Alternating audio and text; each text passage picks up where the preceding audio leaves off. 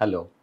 నేను doctor Ravishankar, paediatrician, neonatologist, Soumya children's hospital, SR Nagar, Hyderabad. మనం ఇవాళ కాన్స్టిపేషన్ ఇన్ న్యూబోర్న్ బేబీస్లో మటుకి మాట్లాడుకుందాం.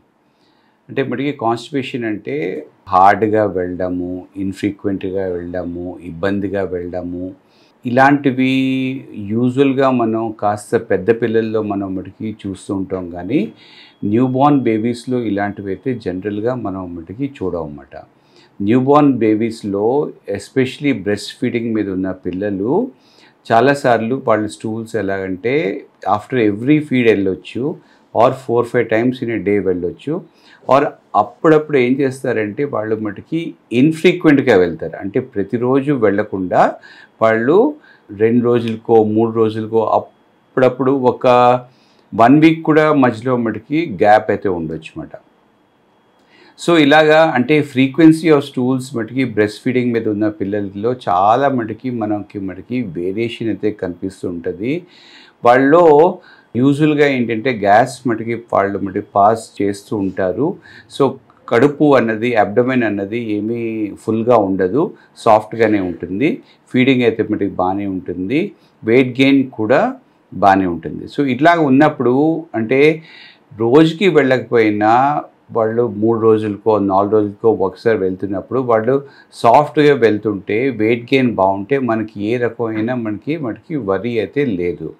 కానీ ఒకవేళ ఆ స్టూల్లో చాలా హార్డ్గా వస్తుంది, చాలా గట్టిగా పెల్లెట్స్ లాగా వస్తుంది, ఆర్ దాంట్లో ఏమైనా మటుకి బ్లడ్ వస్తుంది, అప్పుడు మటుకి వరి అవ్వాలి.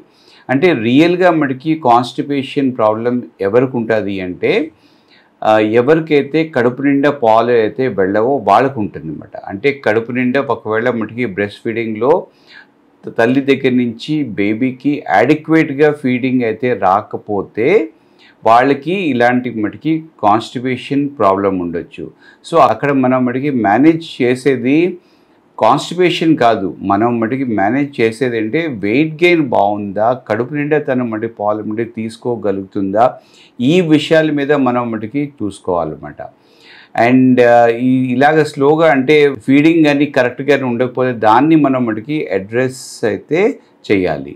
నెక్స్ట్ ఇంపార్టెంట్ థింగ్ ఏంటంటే అప్పుడప్పుడు వాళ్ళు ఒకవేళ కానీ ఫార్ములా ఫీడింగ్ మీద కానీ లేకపోతే ఆవు పాలు గేదె పాలు మీద ఉన్న పిల్లలు కానీ అలా ఉంటే వాళ్ళకి కాన్స్టిపేషన్ ప్రాబ్లం అయితే ఉండొచ్చు అన్నమాట. సో యూజువల్గా బ్రెస్ట్ ఫీడింగ్ మీద ఉన్న పిల్లలకి కాన్స్టిపేషన్ ప్రాబ్లం అయితే రాదు. కౌస్ మిల్క్, బఫెలోస్ మిల్క్ కానీ లేకపోతే ఫార్ములా ఫీడింగ్ మీద కానీ వాళ్ళు కానీ ఉన్నట్లయితే వాళ్ళకి కాన్స్టిపేషన్ ప్రాబ్లం ఉండే ఛాన్స్ ఎక్కువ ఉంటుందన్నమాట.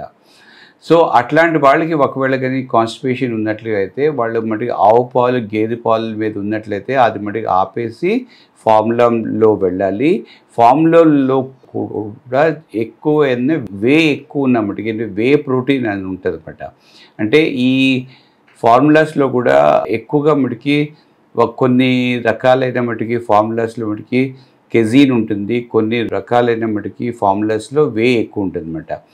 ఒకవేళ అంటే ఒకవేళ బాగా కాన్స్టిపేషన్ ఉన్నట్లయితే వాళ్ళ వే ప్రిడామినెంట్ ఫార్ములాకి వాళ్ళు మారాల్సి వస్తుంది అన్నమాట. అండ్ అలాగే మారడం వల్ల అప్పుడప్పుడు వాళ్ళ స్టూల్స్ అన్నవి కొద్దిగా సాఫ్ట్ అవుతూ ఉంటాయి అండ్ వాళ్ళు ఈజీగా వెళ్ళగలుగుతారు అన్నమాట. ఒకవేళ 1 వీక్ అయిపోయినా సరే ఒకవేళ బేబీస్ కానీ సరిగా ఫ్రీగా కానీ మోషన్ వెళ్ళకపోతే అట్లాంటి పిల్లలకి మనం కింద నుంచి మనం రెక్టంలో గ్లిజరిన్ అయితే పెట్టవచ్చు అన్నమాట. గ్లిజరిన్ సపోజిటరీస్ కానీ పెడితే వాళ్ళు ఫ్రీగా వెళ్తారు. సో అందుకనే 1 వీక్ వరకు కానీ ఒకవేళ కానీ బేబీస్ కానీ వెళ్ళకపోతే అప్పుడు మనం గ్లిజరిన్ సపోజిటరీ అన్నది కింద నుంచి అంటే యానస్లో నుంచి మనం కానీ పెడితే వాళ్ళు ఈజీగా వెళ్తారు. కానీ యూజువల్గా ఏ పిల్లలైతే బరువు సరిగ్గా పెరుగుతున్నారో వాళ్ళలో ఇలాంటివి పెట్టవలసిన మనకి అవసరం ఉండదు. ఇంట్లో మామూలుగా పెద్దవాళ్ళు అప్పుడప్పుడు ఏం చేస్తుంటారంటే సోప్ కానీ లేకపోతే పుల్లలు కానీ లేకపోతే ఆముదం కానీ ఇలా పట్టిస్తూ ఉంటారు. అటువంటివి అస్సలు మంచివి కాదు.